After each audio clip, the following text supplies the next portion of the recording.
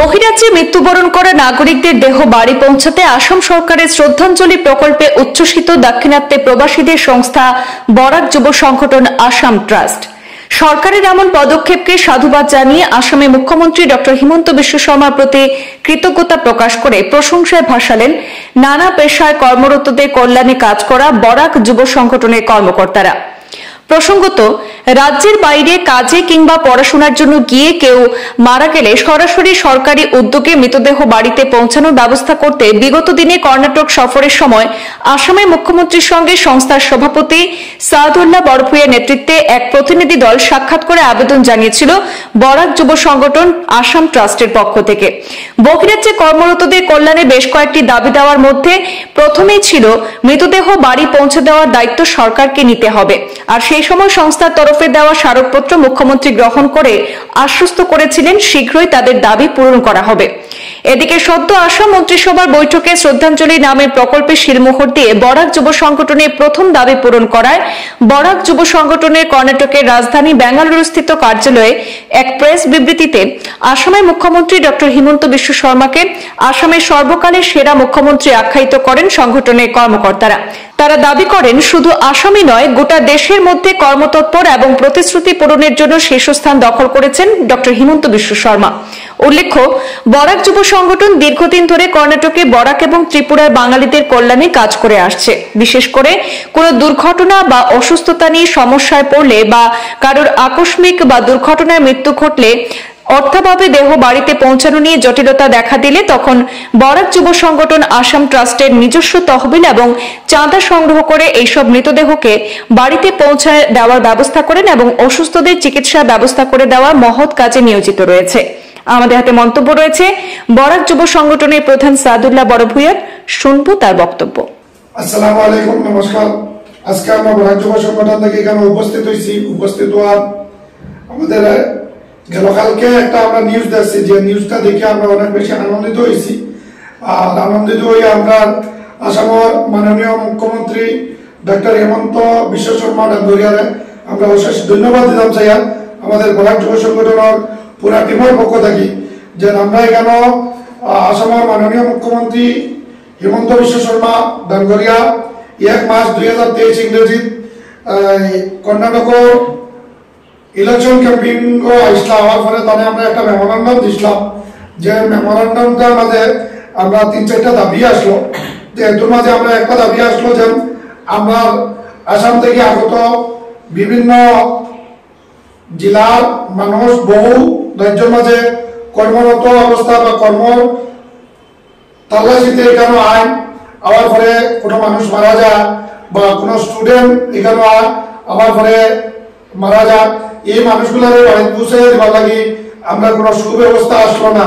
তো এটা আমরা মেমোরান্ডাম তুলিয়া ধরলাম। তুলিয়া ধরার পরে এটার মাঝে একটা জিনিস আসলো, যে আমরা একটা কার্গোর ব্যবস্থা করিয়া দেওয়ার লাগি। আমরা গতকালকে একটা নিউজ দেখছি, যে নিউজটা আমরা নিউজ লাইভ এবং আমরা ডক্টর হিমন্ত বিশ্ব শর্মা ডাঙ্গরিয়ার ফেসবুক পেজের মাঝে আমরা এটা দেখতে পাইছি, যে নতুন একটা আসনি আনা হয়েছে, যে আসনির মাধ্যমে যে আসাম থেকে আগত যারা অন্যান্য রাজ্যের মাঝে কাজ কাম করা তারা আসাম গভর্নমেন্টের থ্রুতে এটা নেওয়া হইব। বা কোনো স্টুডেন্ট যদি এখানে তারা যদি এখানে যদি মারা যায় তারারও আসামের গভর্নমেন্টের আন্ডারে নেওয়া হইব।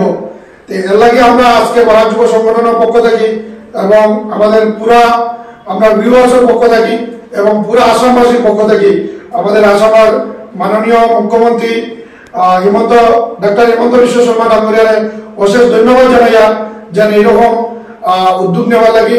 আমরা আশা করি যে আসাম থেকে আগত যারা অন্যান্য রাজ্যের মাঝে যে বাইকগুলা কাজ কাম করা, আমরা অনেক সময় অনেক মানুষ মারা যাবার পরে আমরা 10 টাকা 20 টাকা 100 টাকা চাঁদা কালেকশন করিয়া তুলিয়া এই মানুষগুলোকে পাঠিয়ে দিতাম। আজকে একটা নতুন যে আসনিটা আনা হয়েছে, আসনির মাধ্যমে যেন আমরা আসামের যত মানুষ অন্যান্য রাজ্যের মাঝে খামার মাঝে আইবা এরা বাড়ি পর্যন্ত পৌঁছাতে যাইব। যেন এখন অব্দি আমরা এসওপি পাইছি না, আর এসওপিটা পাইলে অবশ্যই আমরা এটার গাইডলাইনও মানে কিরকম প্রসেসিং আছে বা কিতা কিতা ডকুমেন্ট সাবমিট করা লাগবো, এটা অবশ্যই আমরা ফাইলাইলে আমরা যারা যদি কোনো ভাই এরকম কোনো দুর্ঘটনার মাঝে পড়ে যায় তো তারা আমরা গাইড করতে খুব সুবিধা হইব। আর যদি কেউ এরকম যদি এসওপিটা যদি নতুন যেটা আসনি আনা হয়েছে আসনির কোনো এসওপি যদি আপনার কাছে থাকে তাহলে আমরা হোয়াটসঅ্যাপ নাম্বারের মাধ্যমে শেয়ার করতে পারবা। আর আমরা আবারও আমাদের আসামের মাননীয় মুখ্যমন্ত্রী ডক্টর হিমন্ত বিশ্ব শর্মা ডাঙ্গরিয়ারে অশেষ ধন্যবাদ জানাই এরকম উদ্যোগ নিবার লাগি বা এরকম আমাদের অসহায় মানুষের কথা মাথায় রেখে চিন্তা করিয়া এরকম একটা কাজ করার লাগে আমরা দিল থেকে তারা ধন্যবাদ জানাই।